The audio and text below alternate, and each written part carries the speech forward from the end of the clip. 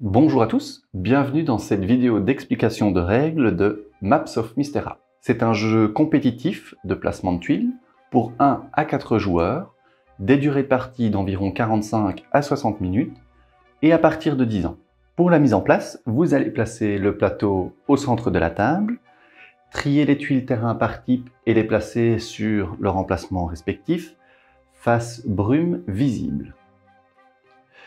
Il faudra aussi trier les cartes croquis en fonction du nombre de joueurs, en faire une pile face cachée et en révéler 5.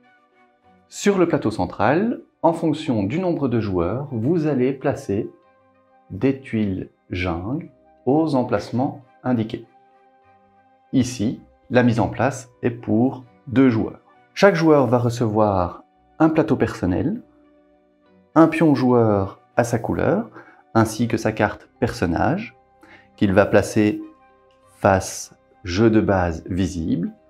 On verra le mode avancé en fin de vidéo. Chaque joueur reçoit également 3 pions revendication, ainsi que 4 cartes hypothèses. Il en choisira 2, qu'il va garder face cachée et défausser les 2 autres.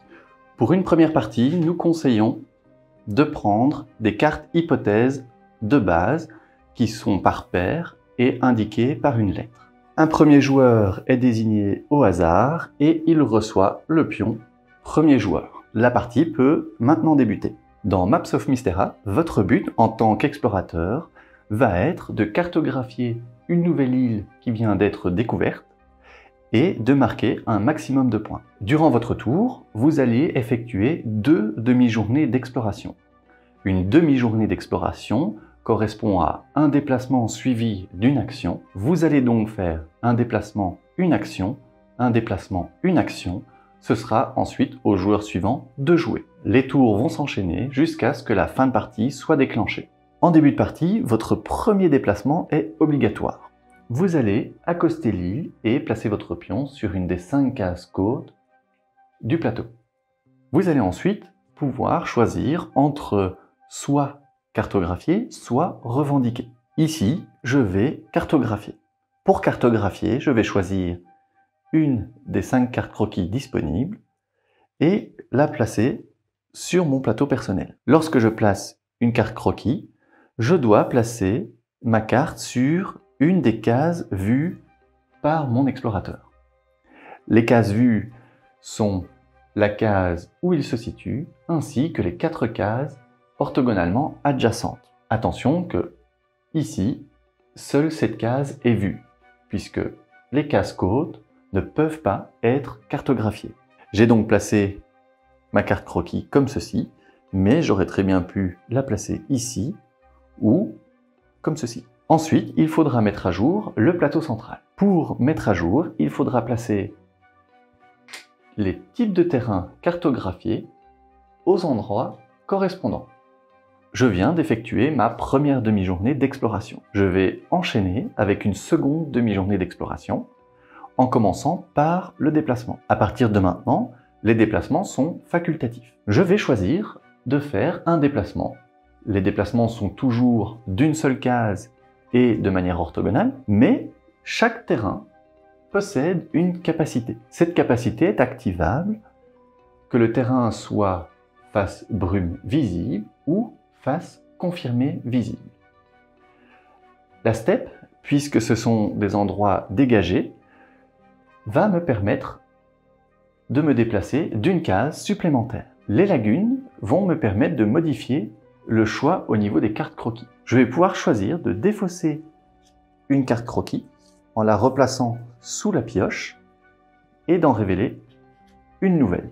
Je vais maintenant choisir l'action que je vais vouloir effectuer, soit cartographier, soit revendiquer. Je vais cartographier. Je vais choisir cette carte croquis et de nouveau la placer sur mon plateau personnel. Je peux la placer comme ceci, ou bien ici, là, ou je peux même recouvrir entièrement une autre carte croquis déjà placée. Imaginons que ceci soit mon action. Comme tout à l'heure, il va falloir mettre à jour le plateau central. Je vais placer une montagne ici, et là où il y a déjà une tuile terrain, si la tuile terrain est non confirmée, donc avec la face brume visible, je vais la remplacer. Comme ceci. Si le type de terrain était identique à ce que je cartographie, dans ce cas-là, je vais confirmer la case terrain. Lorsque je joue une carte croquis à un endroit où des terrains sont déjà confirmés, on ne change pas les terrains placés.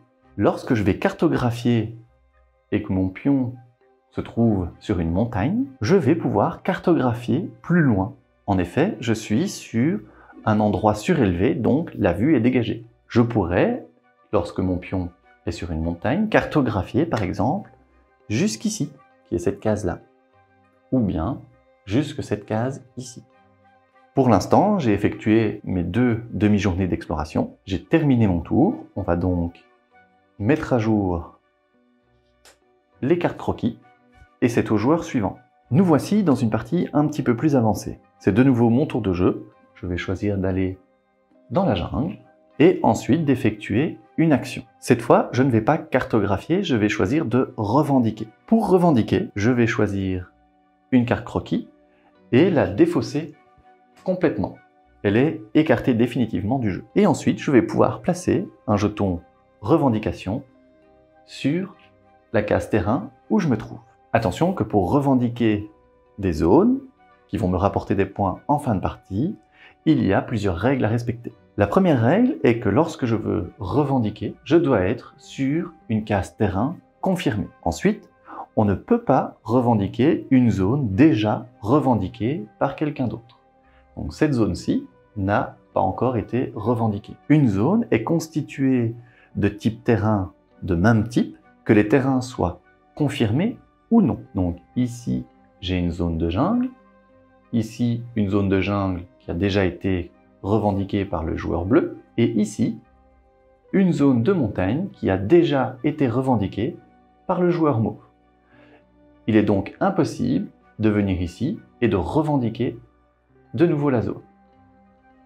Nous avons vu jusque-là les capacités de 3 types de terrains. Lorsque je suis dans la jungle, puisque ce sont des endroits très denses et que la visibilité est très réduite, il est impossible de cartographier. Donc lorsque mon pion est dans la jungle, je peux uniquement revendiquer. Attention que durant mon tour, les déplacements et les actions sont facultatifs. Je pourrais très bien choisir de ne pas me déplacer, ni d'effectuer d'action. Par exemple, en étant joueur bleu, si je me déplace ici, je ne pourrai pas cartographier puisque c'est une jungle et je ne pourrai pas revendiquer puisque la zone a déjà été revendiquée par vert. À chaque fois que l'on réalise une action ou qu'on décide de passer, une carte croquis est prise.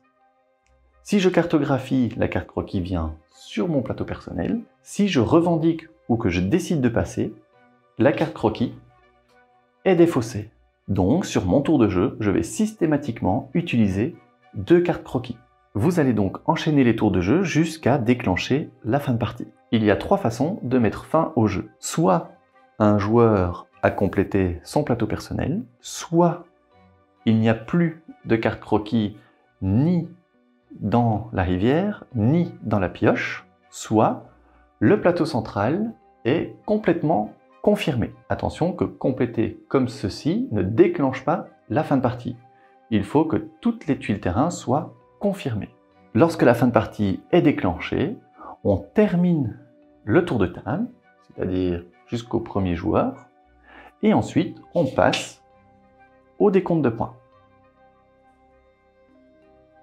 Avant le décompte de points, pour plus de facilité, vous allez enlever toutes les tuiles terrain non confirmées du plateau central.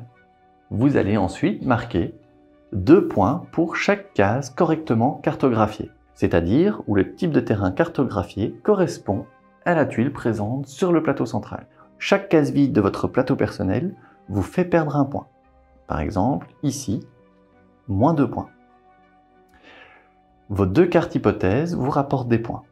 Attention que les cartes hypothèses vous rapportent des points en fonction de ce que vous avez cartographié sur votre plateau personnel. Elles ne sont en aucun lien avec le plateau central. Par exemple, celle-ci vous rapporte des points pour chaque zone de steppe en fonction de sa taille. cette zone-ci de 5 cases rapporte 9 points. Chaque zone revendiquée vous rapporte des points en fonction de sa taille. Vous marquez 2 points pour chaque tuile terrain la composant.